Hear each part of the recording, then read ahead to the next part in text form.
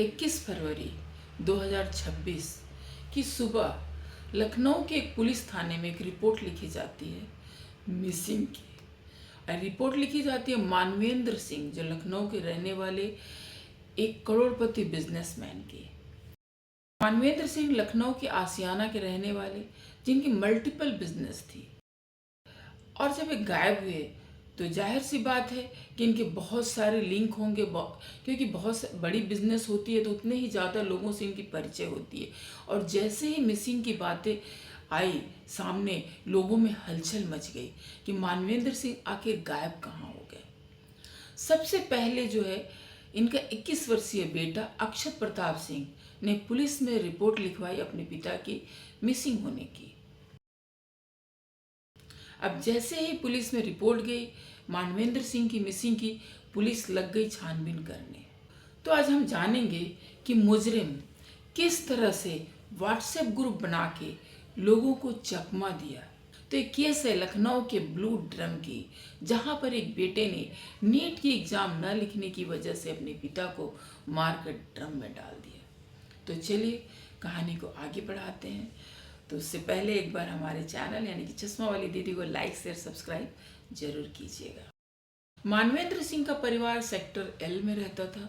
वहाँ पर इनकी बहुत बड़ी बिल्डिंग थी, जहाँ पर नीचे में इनके ऐसे ही हॉल थे जो पार्टी फंक्शन हुआ करते थे, लोग गैदरिंग होते थे। इसके बाद इनके भाई रहते थे पहले मंजिले पे। दूसरे मंजिले पर ये मानवेंद्र सिंह जो था अपने बेटे 21 वर्षीय अक्षत प्रताप सिंह के साथ तथा बेटी तृप्ति के साथ रहते थे। और करोड़पति बिजनेसमैन होने की वजह से ये जो है अपने बच्चे की देखभाल अच्छी तरह से कर रहे थे, उन्हें किसी तरह की कमी ना हो।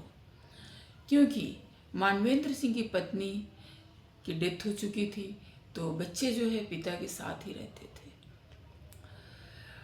मानवेंद्र सिंह की पत्नी के डेथ के पीछे मानवेंद्र सिंह की पत्नी के जो मायके वाले थे, उनका दावा था कि उनकी बेटी की मृत्यु में मानवेंद्र सिंह की ही हाथ है। माइंड का ऑपरेशन हुआ था। माइंड का ऑपरेशन हुआ था। तो माइंड की कोई नसा उनकी बड़ी थी, तो उसका ऑपरेशन बहुत मतलब थोड़ा डिस्टर्ब भी हो गई थी मतलब। अब लोगों ने बताया कि शायद पहले से वो कुछ बीमार थी, सर्जरी के दौरान उनकी मौत हो जाती, लेकिन जो थी उनके परिवार वाले इस चीज़ को मानने के लिए तैयार नहीं थे और इसका सारा इल्ज़ाम उन्होंने मानवेंद्र सिंह पर मढ़ दिया था। इस वजह से क्या था कि इन दोनों परिवार के बीच में आपसी कलह चल रही थी।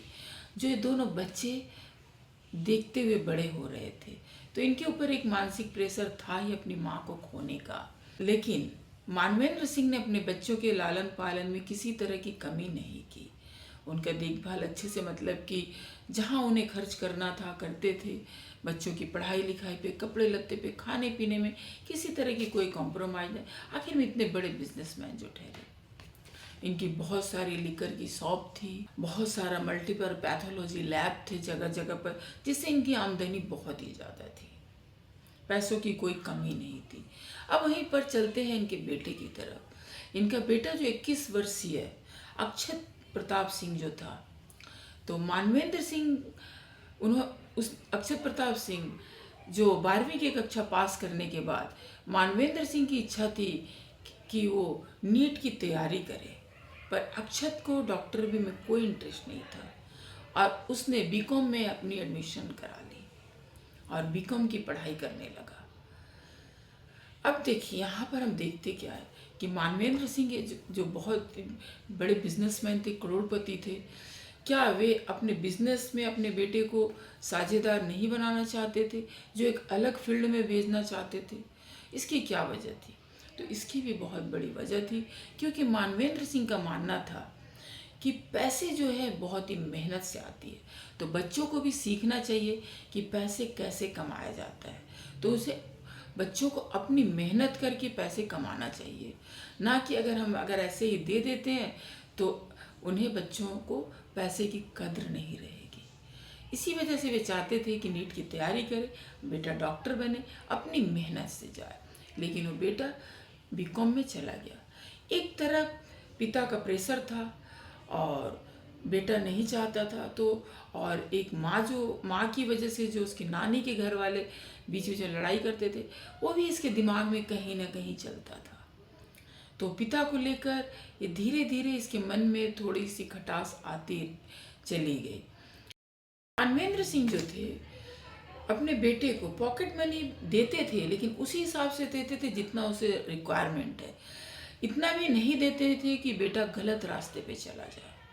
इसलिए उन्होंने हर चीज़ की एक सिस्टम तैयार कर रखी थी ताकि हर काम हो बट स्मूथ हो, कोई भी कहीं भी गलत फायदा ना उठा सके। तभी वे आज करोड़पति बिजनेसमैन थे। और अपने बेटे को उन्होंने अपने एक बार शॉप में एक मैनेजर की तरह काम पर भी लगा दिया था, जिसमें उसकी सैलरी 17,000 थी। इस बात से भी बेटा खुश नहीं था। इसके बाद 4 महीने पहले की बात है, इनके घर से कुछ ज्वेलरी चोरी हो जाती है। तो अब मानवेंद्र सिंह को लगता है कि जो इनके घर में काम करने वाले इनके सहायक थे, उन्होंने ले लिया और पुलिस में कंप्लेन कर दी। लेकिन जब पता चला कि इनका बेटा ही ज्वेलरी को लेकर के कहीं बेच दिया है, जो भी किया था, तो फिर इन्होंने पुलिस से अपनी केस वापस ले ली। और फिर इस तरह से थोड़ा से परिवार में बाप बेटे के बीच में खटास बढ़ती चली गई। अब क्या हुआ, मानवेंद्र सिंह अपने बेटे पे ट्रस्ट थोड़ा कम करने लग गए, क्योंकि अगर घर में ही चोर पैदा हो जाए तो डेफिनेट सी बात है, जाहिर सी बात है कि माँ बाप सतर्क हो ही जाएंगे कि कभी भी कुछ भी चोरी हो सकता है। दोनों के बीच में एक फ्रिक्शन आने लगा, दरार पड़ने लगा और बेटा जो है गलत समझने लगा अपने पिता को। 19 फरवरी की रात मानवेंद्र सिंह ने लिकर के लिए 50 लाख रुपए रखे थे, जिसमें से बहुत बड़ी रकम गायब थी। इस वजह से उसने अपने बेटे को थप्पड़ भी मारा और राइफल भी तान ली थी मारने के लिए। और इस चीज़ को अक्षत प्रताप सिंह बर्दाश्त नहीं कर पा रहा और रात भर सो नहीं पाया और वो सोचता रहा कि अब मैं कैसे इस चीज़ का बदला लूँ। हालांकि उसे समझना चाहिए था कि उसके पिता जो मेहनत कर रहे हैं इन बच्चों के लिए कर रहे हैं और इन बच्चों को वे सही रास्ता में ले जाना चाहते थे, सही रास्ता दिखाना चाहते, लेकिन ये बच्चे गलत समझ रहे थे। उसके बाद सुबह उठते ही अक्षत प्रताप सिंह अपने पिता के कमरे में जाता है और राइफल निकालता है और अपने पिता पर चला देता है और मानवेंद्र सिंह की वहीं पर मौत हो जाती है। राइफल की आवाज़ सुनकर उनकी बेटी जो तृप्ति थी वो उठ जाती है और कमरे में भागते हुए आती है और वो देख लेती है कि अक्षत प्रताप सिंह के हाथ में रिवॉल्वर है और पिता उसके वहीं पर गिर पड़े हैं। अक्षत प्रताप सिंह तृप्ति से कहता है कि गलती से हो गई, मैंने जानबूझकर पापा को नहीं मारा। और फिर वो अपनी बहन से कहता है कि ये बात किसी को नहीं बताना। अब वो सहमी हुई दौड़ती भागती हुई नीचे के तल्ले में जाती है अपनी चाची के पास और कुछ नहीं कहती और कहती है मुझे अच्छा नहीं लग रहा, मैं यहीं सो जाऊंगी। और बिना बताए कि उसके पिता के साथ क्या हुआ अपने चाचा चाची के पास सो जाती है। 21 फरवरी को लोग जब पूछते हैं, नहीं देखते मानवेंद्र सिंह को, तो उनका बेटा कहता है पापा कहीं दिल्ली गए, ताकि वो प्लानिंग कर सके कि अब उसके पापा की बॉडी के साथ क्या करना है। उसके बाद उसने ऑनलाइन से चाकू, आरी, ब्लू ड्रम मंगाता है और इसी बीच अपने पिता को तीसरे तल्ले से ग्राउंड फ्लोर में एक रूम में ले जाकर बंद कर देता है, लेकिन किसी को पता भी नहीं चलती है। अब जब वो ब्लू ड्रम में डालने की कोशिश करता है तो उसके पिता हट्टे कट्टे मोटे तगड़े रहते हैं, नहीं जा पाते हैं। फिर वो अपने पिता के शरीर को काटता है, सर अलग करता है, धड़ अलग करता है और कुछ हिस्से को भर देता है और कुछ हिस्से को ले जाकर फेंक आता है अपने घर से कुछ दूरी पर।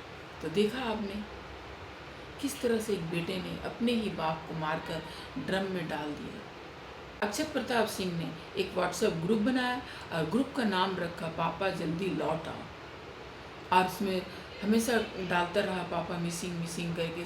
सभी लोग सांत्वना भी देते थे, सोचते थे कि बेटा दुखी हो रहा अपने पिता के ना मिलने पर, लेकिन यहाँ तो बेटा इतना बड़ा कातिल निकला। और यहाँ पर बहन जो है घुट घुट कर रहती है, किसी से बोल नहीं पाती है। उसके अंदर इतनी डर समा जाती है कि बता नहीं पाती है कि उसका भाई है उसके पिता का कातिल है। और यहाँ पर लोग ढूंढ रहे कि कहाँ है। मानवेंद्र सिंह जी के पास 3 मोबाइल थी पुलिस जब ट्रैक करते हैं मोबाइल का नंबर तो तीनों स्विच ऑफ दिखाता है, फिर लोकेशन ट्रैक करते हैं तो लखनऊ का ही दिखाता है और उसका बेटा कहता है कि दिल्ली गए थे। अब जो है पुलिस की शक बेटे पर जाती है और फिर बेटे को गिरफ्तार कर लिया जाता है। फिर जब तहकीकात होती है, पूछा जाता है तो नहीं, मुझे नहीं पता, पिताजी तो दिल्ली बोल कर गए थे।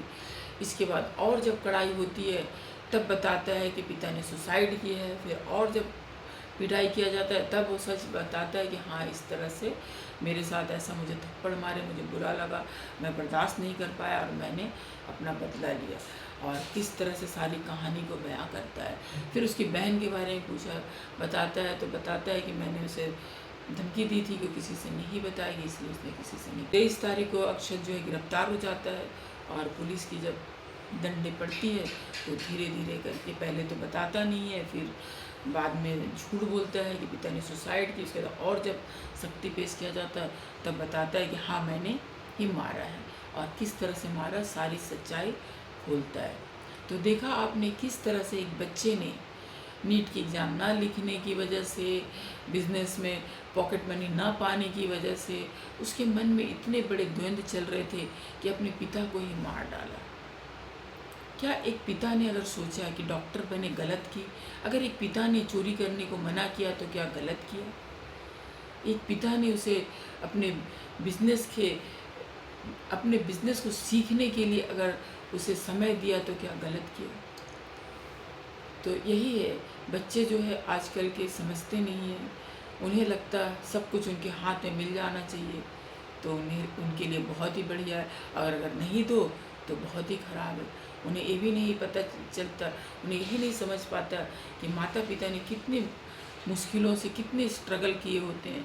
वे तो बस हर चीज़ उनके हाथों में देना चाहिए तो खुश है, नहीं दो तो मुश्किल है। आपको क्या लगता है, अक्षत प्रताप सिंह ने जो किया सही किया या गलत किया? उसे किस तरह की सज़ा मिलनी चाहिए? अब उसकी सज़ा तो पुलिस ही तय करेगी। आपको क्या लगता है, इस तरह के लोगों के साथ कैसा व्यवहार करना चाहिए? क्या अक्षत प्रताप सिंह ने सही किया या गलत किया? कमेंट करके ज़रूर बताइएगा। और अगर हमारी बताई हुई सच्ची घटना आपको अच्छी लगती है तो चश्मे वाली दीदी को लाइक से सब्सक्राइब करना बिल्कुल मत भूलिएगा। राधे राधे दोस्तों।